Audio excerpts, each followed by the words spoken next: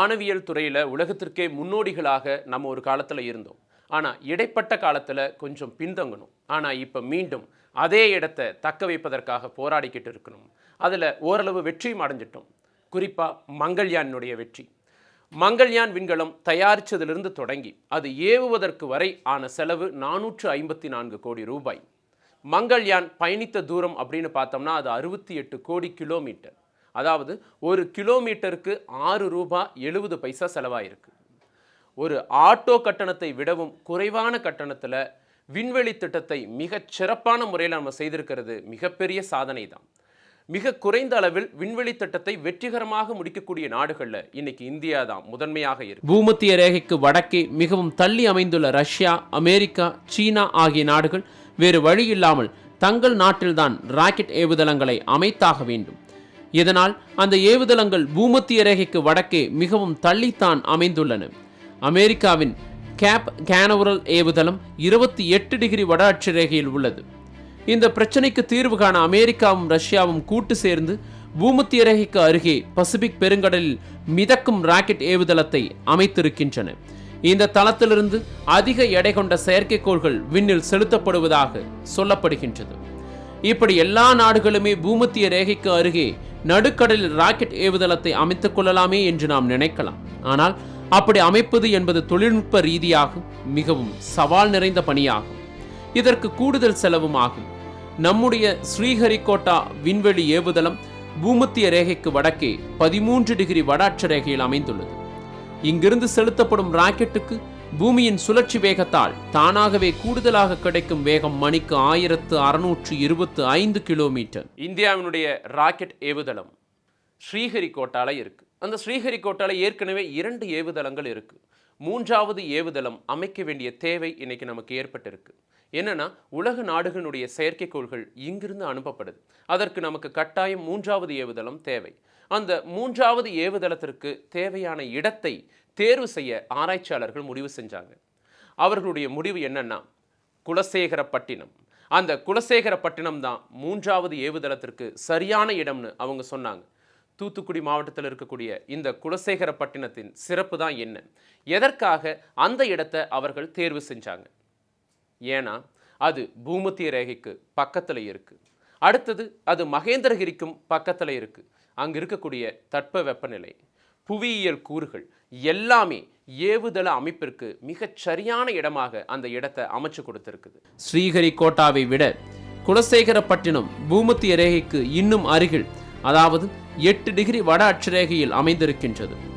இதனால் அங்கு ஏவுதளம் அமைத்து அங்கிருந்து ராக்கெட்டை செலுத்தினால் அதற்கு தானாகவே கிடைக்கும் கூடுதல் வேகம் மணிக்கு 1651 கிலோமீட்டர், அதாவது மணிக்கு 26 கிலோமீட்டர் கூடுதல் வேகம் கிடைக்கும். இதனால் எரிபொருள் செலவு குறைவதோடு ராக்கெட்டின் பயண நேரமும் குறையும். குலசேகரப்பட்டினத்தை ஒட்டி கிட்டத்தட்ட 10,000 ஏக்கர் தரிசு நிலம் இருக்கு. ராக்கெட் ஏவுதளத்திற்கு நமக்கு தேவையானது 1000 ஏக்கர் தான். ஒருவேளை பின்னாடி தேவைப்பட்டாலும் நம்ம மிக எளிமையாக விரிவுபடுத்திக் கொள்ள முடியும். 10,000 ஏக்கர் தரிசு நிலம் இந்த ஏவுதளம் அமைப்பிற்கு நமக்கு மிகப்பெரிய அளவில் உதவியாக இருக்கும். இதில் முக்கியமான விஷயம் அப்படின்னு என்னென்னா, விளைநிலங்கள் அப்படின்னு பார்த்தா அங்கே ஒன்றும் இல்லை. மற்றவர்களுடைய கட்டுமானத்தையோ அல்லது விளைநிலங்களையோ அழித்து அவர்களுடைய வயிற்றில் அடித்து அந்த இடத்துல ஏவுதளம் அமைக்க வேண்டிய அவசியமும் இல்லை. அது தரிசு நிலமாக இருக்கிறனால மிக எளிமையாக அந்த இடத்தை கையகப்படுத்த முடியும். 10,000 ஏக்கரையும் இந்த ராக்கெட் ஏவுதளத்திற்காக பயன்படுத்தி கொள்ள முடியும். இயற்கையே ஒரு சாதகமான அமைப்பை நமக்கு ஏற்படுத்தி கொடுத்திருக்கு. ஒருவேளை இந்த குலசேகரப்பட்டினத்தில் ராக்கெட் ஏவுதளம் அமைஞ்சதுன்னா இது தமிழகத்திற்கே பெருமையா இருக்கு. குலசேகரப்பட்டினம் தூத்துக்குடி மாவட்டத்தில் திருச்செந்தூருக்கு தெற்கே கடற்கரை ஓரத்தில் அமைந்துள்ள ஒரு சிறிய கிராமம்.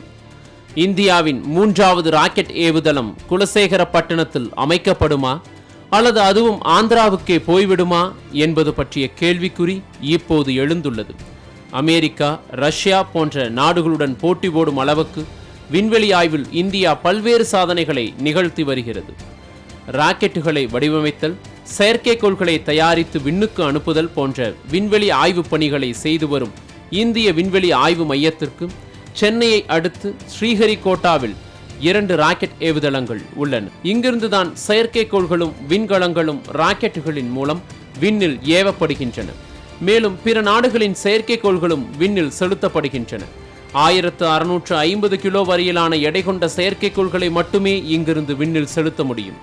அதற்கு அதிகமான எடை கொண்ட நமது செயற்கைக்கோள்களை தென் அமெரிக்காவின் பிரெஞ்சு கயானாவில் உள்ள ஏவுதளத்திலிருந்துதான் இந்தியா செலுத்தி வருவதாக வல்லுநர்கள் தெரிவிக்கிறார்கள்.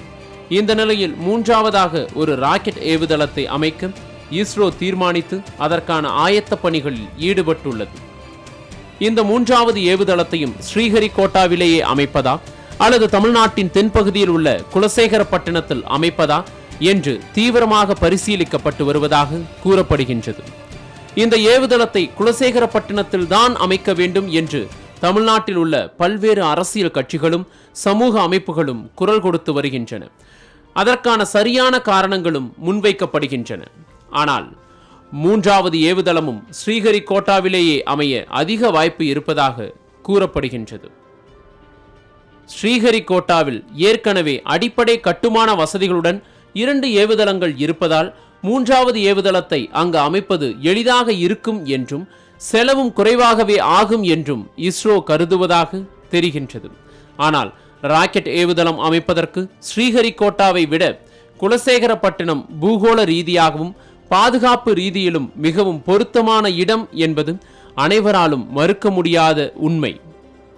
மேலும் குலசேகரப்பட்டினத்தில் மூன்றாவது ஏவுதளம் அமைப்பதற்கு ஆகும் செலவு வீண் போகாது. அங்கிருந்து அதிக எடை கொண்ட செயற்கைக்கோள்களை நாமே அனுப்ப முடியும். வர்த்தக ரீதியாக பிற நாடுகளின் அதிக எடை கொண்ட செயற்கைக்கோள்களையும் நம்மால் அனுப்ப முடியும். எல்லாவற்றிற்கும் மேலாக ராக்கெட் ஏவுதளங்களை ஒரே இடத்தில் அமைப்பது அவ்வளவு புத்திசாலித்தனமான காரியமாக இருக்க முடியாது என்று சில வல்லுநர்கள் கருதுகிறார்கள். பூகம்பம், பயங்கர புயல், சுனாமி போன்ற இயற்கை சீற்றங்களில் அவை சிக்கினால் முற்றிலுமாக அழிந்துவிடும் ஆபத்து உள்ளதாக கருதுகிறார்கள். மேலும் விபத்தோ அல்லது தீவிரவாத தாக்குதல் போன்றவை நடந்தாலும் அதன் காரணமாக பெரும் இழப்பு ஏற்பட்டு விண்வெளி திட்டமே சில காலம் முடங்கி போகும் என்று கூட அவர்கள் அஞ்சுகிறார்கள். எனவேதான் ஒன்றுக்கு மேற்பட்ட ஏவுதளங்களை வைத்திருக்கும் பல நாடுகள் அவற்றை ஒரே இடத்தில் அமைக்காமல் வெவ்வேறு இடங்களில் அமைத்திருக்கின்றன. எனவே இந்த கண்ணோட்டத்தில் பார்த்தாலும் மூன்றாவது ஏவுதளம் அமைப்பதற்கு குலசேகரப்பட்டினம் தான் சரியான தேர்வாக இருக்க முடியும்.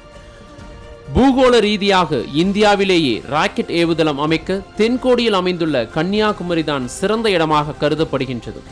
ஆனால் அங்கு கடற்கரை ஓரம் அதிக அளவில் காலி நிலம் இல்லாததால் அதற்கு அடுத்தபடியாக கன்னியாகுமரிக்கு சற்று வடக்கே உள்ள குலசேகரப்பட்டினம் பொருத்தமான இடமாக கருதப்படுகின்றது. குலசேகரப்பட்டினத்தில் மூன்றாவது ராக்கெட் ஏவுதளம் அமைந்தால் அந்த பகுதியில் வேலைவாய்ப்பு பெருகி அபிவிருத்தியும் ஏற்படும் என்று பலரும் கருதுகிறார்கள். இந்தியாவில் ராக்கெட் ஏவுதளம் அமைப்பதற்கு கிழக்கு கடற்கரை பகுதிதான் பொருத்தமான இடம். ஏனென்றால் செயற்கைக்கோள்களை சுமந்து செல்லும் ராக்கெட்டுகள் கிழக்கு நோக்கிதான் அனுப்பப்படுகின்றன. அதற்கு காரணம் உள்ளது. ராக்கெட் உயிரை கிளம்பும் போது ஏதாவது கோளாறு ஏற்பட்டு அதனால் அது வெடிக்கலாம் அல்லது நிலப்பகுதியை நோக்கி திசை மாறலாம். அந்த மாதிரி சமயங்களில் விண்வெளி மைய அதிகாரிகள் ராக்கெட் கடல் பகுதிக்கு மேலே இருக்கும் போதே தரை கட்டுப்பாட்டு மையத்தில் இருந்தபடி பொத்தானை அழுத்தி நடுவானில் அதனை அழித்து விடுவார்கள்.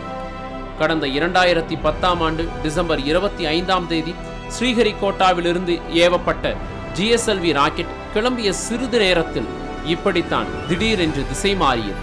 உடனே விஞ்ஞானிகள் பொத்தானை அழுத்தி கடலுக்கு மேலே நடுவானில் அதனை வெடிக்கச் செய்து அழித்து விட்டார்கள். அப்படி அசம்பாவிதங்கள் ஏற்படும் சமயங்களில் அது கடலில் விழுவதுதான் நல்லது. அப்போதுதான் யாருக்கும் எந்த பாதிப்பும் ஏற்படாது. எனவேதான் ராக்கெட் ஏவுதளம் அமைக்க வங்கக்கரை ஓரத்தில் அமைந்துள்ள ஸ்ரீஹரிகோட்டா தேர்வு செய்யப்பட்டது. ஸ்ரீஹரிகோட்டாவை விட ராக்கெட் ஏவுதளம் அமைப்பதற்கு குலசேகரப்பட்டினம் மிகவும் பொருத்தமான இடமாக இருப்பதாக கருதுகிறார்கள். எல்லா செயற்கைக்கோள்களும் விண்வெளியில் பூமத்திய ரேகைக்கு மேலேயே நிலைநிறுத்தப்படுகின்றன. எனவே விஞ்ஞானிகள் ஸ்ரீஹரிகோட்டாவிலிருந்து செயற்கைக்கோளுடன் ஏவும் ராக்கெட்டுகளை விண்வெளியில் சிறிது தூரம் கிழக்கு நோக்கி செலுத்தி பின்னர் தெற்கு நோக்கி செலுத்துகிறார்கள். அதாவது இலங்கையின் மீது ராக்கெட் பறக்காமல் இருப்பதற்காக இவ்வாறு செய்கிறார்கள். இதனால் கூடுதல் எரிபொருள் செலவாகின்றது. குலசேகரப்பட்டினத்திலிருந்து ராக்கெட்டை அனுப்ப வேண்டும் என்றால் இந்த பிரச்சனையே கிடையாது. நேராக தெற்கு நோக்கி விண்ணில் ராக்கெட்டை செலுத்திவிடலாம். இதனால் எரிபொருள் செலவு குறையும். மேலும் குலசேகரப்பட்டினம் ஸ்ரீஹரிகோட்டாவை விட பூமத்திய ரேகைக்கு சற்று அருகில் அமைந்திருப்பதால் கூடுதல் எடை கொண்ட செயற்கைக்கோள்களையும் ராக்கெட் மூலம் நம்மால் செலுத்த முடியும் என்கிறார்கள். இஸ்ரோவின் திரவ இயக்க திட்ட மையங்களில் ஒன்று நெல்லை மாவட்டம் மகேந்திரகிரியில் உள்ளது. இங்குதான் ராக்கெட் என்ஜின்களை வடிவமைத்தல், சோதனை ஓட்டம் போன்ற பல முக்கிய பணிகள் நடைபெறுகின்றன. இங்குதான் இந்திய விஞ்ஞானிகளால் கிரியோஜெனிக் எந்திரம் தயாரிக்கப்பட்டு சோதனையும் நடத்தப்பட்டது. பின்னர் அந்த எந்திரம் ராக்கெட்டில் பொருத்தப்பட்டு வெற்றிகரமாகவும் செயல்பட்டது. இது ஒரு சாதனையாக கருதப்படுகின்றது. இந்த மகேந்திரகிரி குலசேகரப்பட்டினத்திற்கு மிக அருகில் உள்ளது மிகவும் சாதகமான அம்சமாகும். ராக்கெட்டை ஏவுவதற்கான பணிகளை மேற்கொள்ளும் விக்ரம் சாராபாய் விண்வெளி மையம் அமைந்துள்ள திருவனந்தபுரமும் குலசேகரப்பட்டினத்திற்கு அருகில்தான் உள்ளது. பூமத்திய ரேகைக்கு அருகில் இருக்கும் இலங்கையுடன் நட்புறவு பாராட்டி வரும் சீனா அங்கு தனது ராக்கெட் ஏவுதளத்தை அமைக்க திட்டமிட்டு இருப்பதாக கூறப்படுகின்றது. எனவே குலசேகரப்பட்டினத்தில் இந்தியா தனது 3வது ஏவுதளத்தை அமைப்பது சரியான நடவடிக்கையாக இருக்கும். குலசேகரப்பட்டினம் 3வது ஏவுதளத்திற்கு சரியான இடமாக இருந்தும் அந்த இடத்துல ஏவுதளம் அமைப்பதற்கான எந்த ஏற்பாடுகளும் இதுவரை நடக்கல. இதற்கு பின்னணியில பலருடைய தலையீடுகளும் அவர்களுடைய குறுக்கீடுகளும் இருப்பதாக சொல்லப்படுது. இவை எல்லாவற்றையும் தாண்டி குலசேகரப்பட்டினத்துல அந்த 3வது ஏவுதளம் அமையுமா? இதற்கு காலம்தான் பதில் சொல்லணும். நம்முடைய தேடல் தொடரும். இது 8ஆம் அறிவு. நன்றி.